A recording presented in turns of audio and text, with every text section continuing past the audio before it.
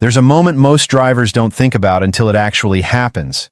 You're on the road, everything feels normal, and then suddenly a small detail in your driving behavior, or your paperwork, becomes the reason you're pulled into a legal and financial situation you didn't expect. And in 2026, several updated driving regulations are being discussed across different states that could quietly change how routine driving rules affect your wallet, your record, and even your long-term license status.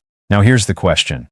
Do you think new driving laws are actually improving road safety, or are they becoming more focused on collecting fines and increasing enforcement? Share your thoughts in the comments. Now let's break this down in a clear and responsible way. In my legal analysis, driving law changes in the United States are almost always the result of state-level legislative updates combined with administrative enforcement adjustments by departments of motor vehicles. That means there is no single nationwide driving law overhaul, but rather multiple state-specific updates that often occur around the same period, especially when new safety data or transportation policies are introduced. Historically, driving laws have evolved in response to three main factors: road safety statistics, technological changes in vehicles, and insurance-related risk assessments. Over time, these updates have included everything from seatbelt requirements to distracted driving restrictions, and more recently, rules connected to electronic documentation and automated enforcement systems. Courts would likely examine whether any new driving regulations are reasonably related to a legitimate government interest, which in this case is public safety on roadways and reduction of traffic-related harm. Under constitutional law, states have broad authority to regulate driving because operating a vehicle is considered a licensed privilege rather than an absolute constitutional right.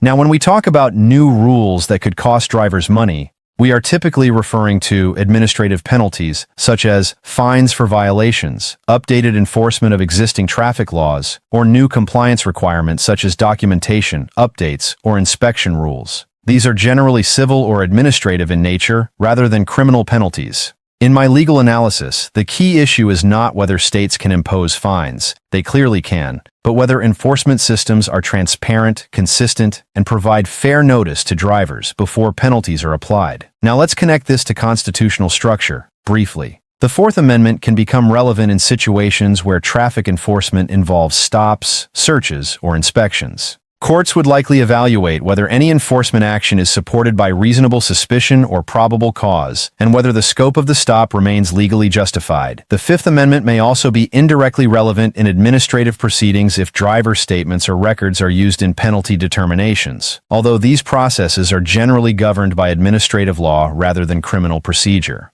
Now, from a real-world perspective, the biggest impact of driving law changes is often not the law itself, but awareness. Many drivers only learn about updates after receiving notices or penalties, which creates confusion and sometimes leads to avoidable fines. Courts would likely continue upholding the principle that ignorance of administrative updates is not a legal defense, but they also require that governments provide reasonable notice and accessible information about changes. Now let's look at both sides of the policy debate. Supporters of stricter enforcement and updated driving regulations argue that consistent penalties and modernized rules help improve compliance, reduce accidents, and ensure safer roads for everyone. They emphasize that clear consequences are necessary for effective traffic management. On the other hand, critics argue that some enforcement systems can become overly focused on revenue generation rather than safety, and they stress the importance of ensuring that fines remain proportional and fair rather than excessive or punitive. In my legal analysis, courts generally do not interfere with policy motivations unless there is clear evidence of constitutional violation or arbitrary enforcement. Instead, they focus on whether the system itself is legally structured and fairly applied. Now let's consider practical consequences for everyday drivers. For most people, the most important issue is not the existence of new laws, but understanding what has actually changed in their specific state. That includes staying updated on renewal requirements, paying attention to traffic notice updates, and ensuring compliance with evolving DMV standards. From a legal standpoint, non-compliance is usually handled through administrative penalties such as fines, license points, or temporary suspension rather than immediate criminal consequences, unless repeated or severe violations occur. Now, looking at the political reality, driving law changes are generally not controversial at the federal level because they are primarily state-controlled. However, trends often spread across states due to shared safety data, insurance industry influence, and transportation policy coordination. In my legal analysis, this is why similar updates often appear across multiple states around the same time, even without a single national mandate. Now, as we move toward the conclusion, the long-term implication is clear. Driving regulations will continue evolving alongside technology, enforcement systems, and public safety data. That may include more automated enforcement tools, digital documentation systems, and updated compliance frameworks. Courts would likely continue ensuring that these changes remain within constitutional limits and do not become arbitrary or disproportionate in their application. Now, here's the final question to reflect on. Do you think modern driving laws are becoming more transparent and safety-focused? Or do you think drivers today are facing more complexity and hidden costs than before? Share your thoughts in the comments. A respectful discussion matters because these laws affect millions of people every single day. And if you want clear, fact-based explanations of new laws, policy updates, and legal changes that affect your daily life, make sure to subscribe for future breakdowns. Because at the end of the day, driving laws are not just about rules on paper. They are about how safely, fairly, and confidently people can move through their everyday lives. Continuing from that point, it's important to understand how these kinds of driving law updates actually settle into everyday life once the headlines fade and the initial confusion disappears. In my legal analysis, most driving law changes do not function as sudden shifts in legal reality. Instead, they operate as phased adjustments within existing legal frameworks. That means enforcement agencies, DMV offices, and courts gradually align their interpretation and application over time rather than overnight. Courts would likely examine whether drivers had reasonable access to updated information and whether enforcement practices remained consistent during the transition period. This is where administrative law and constitutional due process principles intersect in a very practical way. Now let's bring this back to real-world impact. For everyday drivers, especially those who are not closely following policy updates, the most significant risk is not intentional violation, but unawareness. Many fines or penalties arise simply because a driver was not fully informed about a procedural change, such as updated documentation requirements, revised speed enforcement thresholds, or new electronic compliance systems. In my legal analysis, this highlights a recurring issue in modern regulatory systems: the gap between legal change and public awareness. Now, from a constitutional perspective, the Fourth Amendment remains relevant in enforcement interactions, particularly when traffic stops involve vehicle inspection or data verification. Courts would likely continue emphasizing that any intrusion must remain reasonable in scope and justified by law.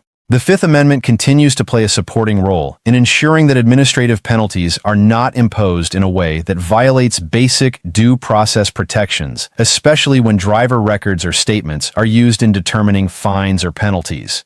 Now let's talk about how both sides of this debate continue to view these changes. Supporters argue that updated driving laws are a necessary response to modern traffic conditions, increased vehicle density, and technological changes such as automated monitoring systems. They emphasize that consistent enforcement helps reduce accidents and improves overall public safety outcomes. Critics, however, raise concerns about overregulation, especially when new rules appear to increase financial penalties without a clearly visible improvement in road safety outcomes. They stress the importance of proportional enforcement and transparency in how fines are structured and applied. In my legal analysis, courts generally avoid evaluating policy efficiency and instead focus on constitutional structure, meaning whether the law is fairly written, clearly communicated, and consistently enforced. Now let's consider long-term implications more carefully. What we are seeing is a gradual modernization of driving regulation systems. This includes increased digitalization of DMV processes, expanded use of automated enforcement tools, and more data-driven decision-making in traffic policy. These systems are designed to improve efficiency, but they also require careful oversight to ensure fairness and accountability. Courts would likely continue to play a key role in reviewing whether these evolving systems remain within constitutional boundaries, particularly when penalties or enforcement actions are challenged. Now, as we reach the final conclusion of this breakdown, the most important point to understand is this. Driving laws are not static. They evolve continuously, and their real-world impact depends not just on what is written in legislation, but on how well those changes are communicated, understood, and applied in daily life. So, here's the final question to leave you with. Do you think today's driving law system is becoming more efficient and safety-driven, or is it becoming harder for the average driver to keep up with constant changes?